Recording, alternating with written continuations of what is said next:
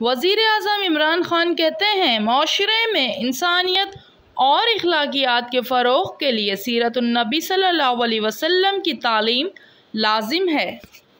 23 اور 24 میں یہ بہت آپ لمبی ٹائم لائن دے رہے ہیں، اس کو اگلے 5-6 مہینے کے اندر اس کو ڈسکس کر کے اور یہ سیرت نبی کا آپ پلیز اس کو فورس کریں، اتنی دیر کی کوئی ضرورت نہیں ہے ہمیں۔ میں آپ کو اس کی وجہ بتاتا ہوں کیا ہے۔ دیکھیں، آپ اگر مسلمان ہیں یا نہیں، دنیا کی تاریخ میں کسی کی وہ اچیومنٹ نہیں ہے جو ہمارے نبی صلی اللہ علیہ وسلم کی ہے۔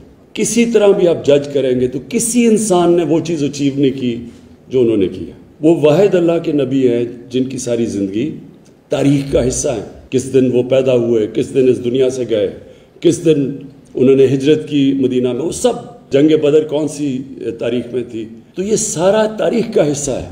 کیوں قرآن میں اللہ ہمیں حکم دیتا ہے کہ ان کی زندگی سے سیکھو؟